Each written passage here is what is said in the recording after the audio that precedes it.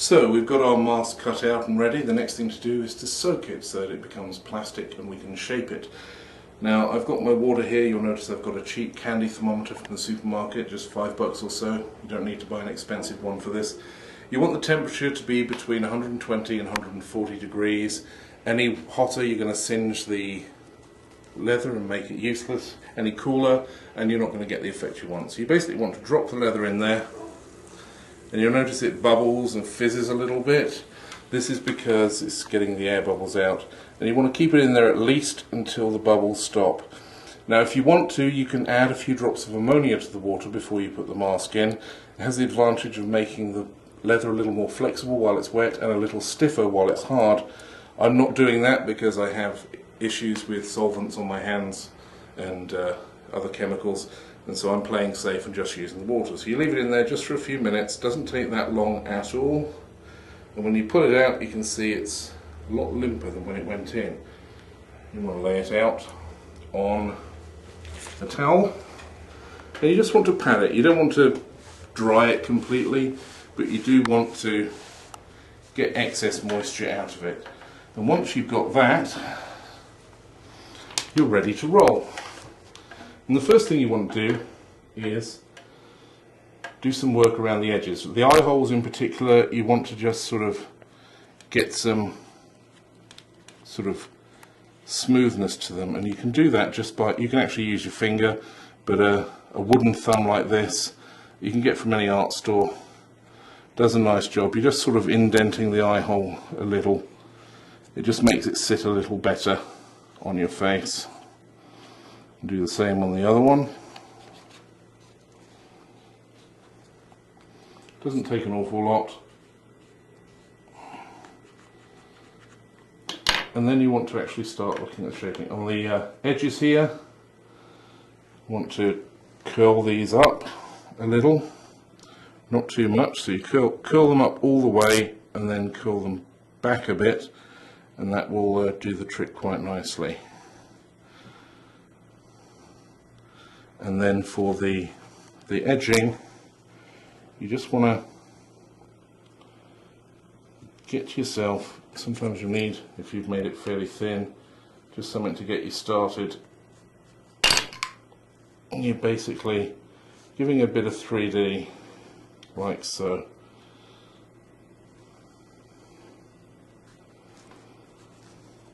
And you're going to especially get the points like that.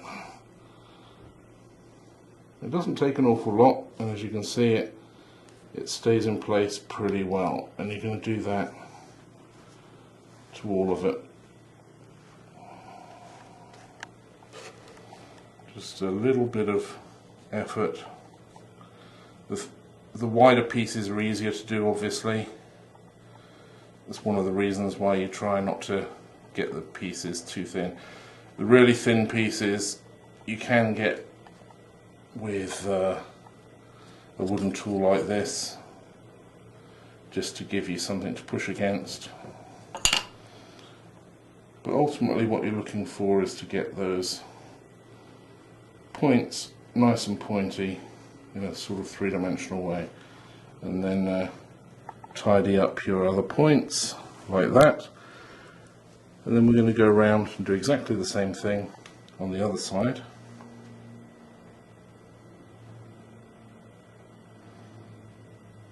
It's actually quite handy to roll these out of the way whilst you're working on the back layer,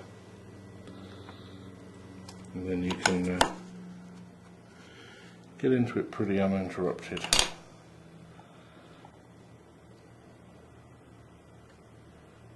It's a very simple technique that actually has quite a spectacular effect. You can do a whole filigree sort of net effect, web effect like this. I've often been tempted to do a spider mask with a whole load of webbing like this, and one day I probably will. You basically get all your edge work done and out of the way. You can be as detail oriented or as quick and dirty as suits you. Being somewhat of an impatient person. I'm probably not taking as much time over this as some of you would, but then you basically, when you're making it for yourself, you do it the way that works for you. And that's coming along quite nicely there. And then position your front ones, and I'm just going to actually go back and wail on this one a little more because I like the way the other side came out, and so I want to make this one match it.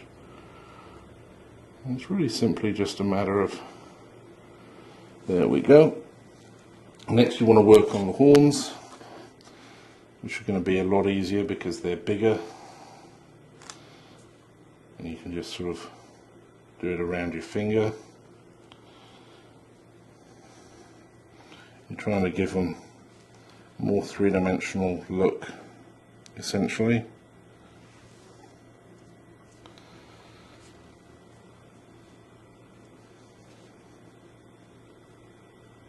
And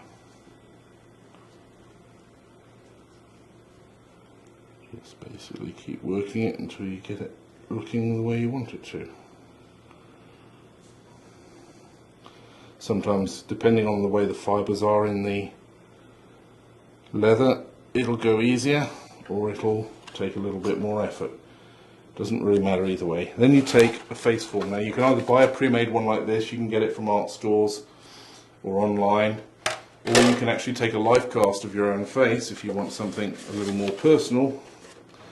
And what you really want to do here is just start shaping it. You're pushing the leather into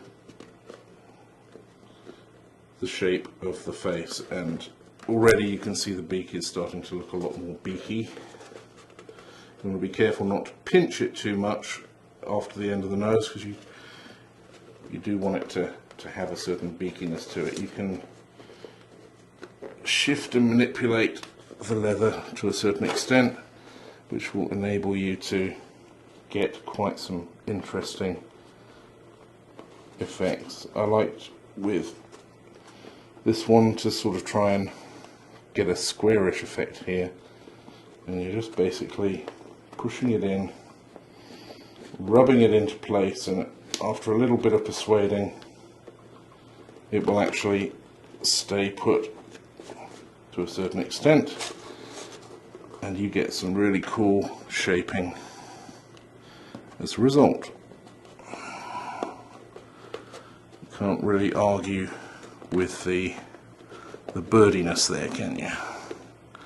You want to try, especially on this sort of bird of prey or an owl, any kind of raptor, to get a little bit of the eye socket defined around. It gives you a guideline when you're painting, and that is basically it. You're just going to leave it to dry now. Ideally leave it to dry overnight naturally. If you are in a rush, you can assist it to dry by using a hairdryer, but generally speaking the effect is, I don't know, it just seems to be nicer if you let it dry naturally. But if you are in a rush, you do have that option, and you can keep futzing with it for hours and hours if you want. But I think we're pretty much there. We've got the basic shape we want. It's sitting nicely on the form. Yes, I think that's going to make rather a dashing owl. So there we have it, one owl.